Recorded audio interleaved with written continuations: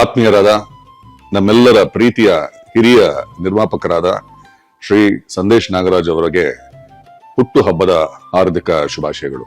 Sir, wish you a very very happy birthday. 30 ಚಿತ್ರಗಳ ನಿರ್ಮಾಣ ಇದು ಸಾಮಾನ್ಯದ ವಿಚಾರ ಅಲ್ಲ. ಕನ್ನಡ ಚಿತ್ರರಂಗಕ್ಕೆ ಶ್ರೀ ಸಂದೇಶ್ ನಾಗರಾಜ್ ಅವರು ಕೊಟ್ಟಿರುವಂತ ಒಂದು ಅದ್ಭುತವಾದ ಕೊಡುಗೆ. ಆ 30 ಚಿತ್ರಗಳಲ್ಲಿ 2 ಚಿತ್ರಗಳು ನನ್ನ ಪಾಲಿಗೆ ಕೂಡ ಬಂದಿವೆ. ಒಂದು ಸಿಂಗಾರವ್ವ ಮತ್ತು ಅರಮನೆ, ಶ್ರೀ ಹೆಸರಾಂತ ನಿರ್ದೇಶಕರಾದ ಶ್ರೀ ಟಿ.ಎಸ್. ನಾಗಾಭರಣರು ತೆಗೆದಂತ ನಿರ್ದೇಶನ ಮಾಡಿದಂತ ಚಿತ್ರ. ಶ್ರೀ ಸಂದೇಶ್ ನಾಗರಾಜ್ ಅವರು ಆ ಚಿತ್ರವನ್ನ ನಿರ್ಮಾಣ ಮಾಡಿದ್ರು. ಬಹಳ ಅದ್ಭುತವಾದಂತ ಅಭಿರುಚಿ ಉಳ್ಳಂತಹ ನಿರ್ಮಾಪಕರು ನಮ್ಮ ಸಂದೇಶ್ ನಾಗರಾಜ್ ಸರ್ ಅವರು.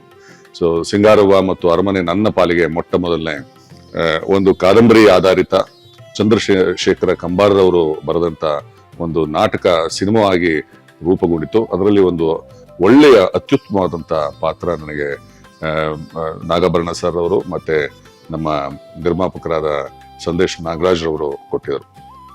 ಅದಾದ ನಂತರ ಈ ನಡುವೆ ಸೃಜನ್ ಲೋಕೇಶ್ ಅವರು ನಿರ್ದೇಶನ ಮಾಡಿರುವಂತಹ GST ಅನ್ನುವ ಒಂದು ಚಿತ್ರ.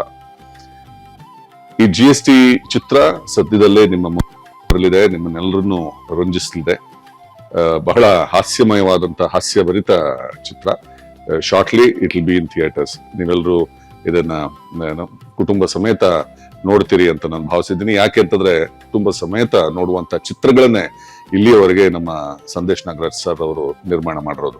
ಹಲವಾರು ಕಾದಂಬರಿ ಆಧಾರಿತ ಚಿತ್ರಗಳನ್ನ ಕೊಟ್ಟಿದ್ದಾರೆ. ಸೊ GST ಕೂಡ ಅದೇ ರೀತಿಯ ಒಂದು ಚಿತ್ರ. ಬಹಳ ಖುಷಿ ಆಗ್ತದೆ ಅವರ ಅಭಿರುಚಿ, ಅವರು ಕನ್ನಡ ಚಿತ್ರರಂಗೆ ಕೊಟ್ಟಿರುವಂತಹ ಕೊಡುಗೆ. ಅಷ್ಟೇ ಅಲ್ಲದೆ ಅವರು ಒಬ್ಬ ರಾಜಕಾರಣಿ ಕೂಡ, ಒಬ್ಬ ಹೋಟೆಲಿಯರ್ ಕೂಡ. ಇಲ್ಲಿವರೆಗೆ ಸಮಾಜಮುಖಿ ಕೆಲಸಗಳನ್ನ ಮಾಡ್ತಾ ಬಂದಿದ್ದಾರೆ. ಜನರ ಮನ್ನಣೆಯನ್ನ, ಪ್ರಶಂಸೆಯನ್ನ ಪಡ್ಕೊಂಡು ಬಂದಿದ್ದಾರೆ.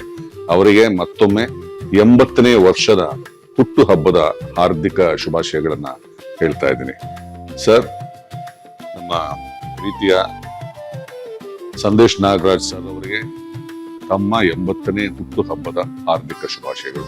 ಭಗವಂತ ನಿಮಗೆ ಆರೋಗ್ಯ, ಐಶ್ವರ್ಯ ಇನ್ನಷ್ಟು ಕೊಟ್ಟು ನಿಮ್ಮನ್ನ ಕಾಪಾಡ್ಲಿ. ಕನ್ನಡ ಜನತೆಗೆ ನಿಮ್ಮಿಂದ ಇನ್ನಷ್ಟು ಕೊಡುಗೆಗಳು ಬರಲಿ ಅಂತ ನಾನು ತಮ್ಮಲ್ಲಿ ಕೇಳ್ಕೊಳ್ತೇನೆ. ಆ ಭಗವಂತನಲ್ಲಿ ಕೇಳ್ಕೊಳ್ತೇನೆ. ನಮಸ್ಕಾರ.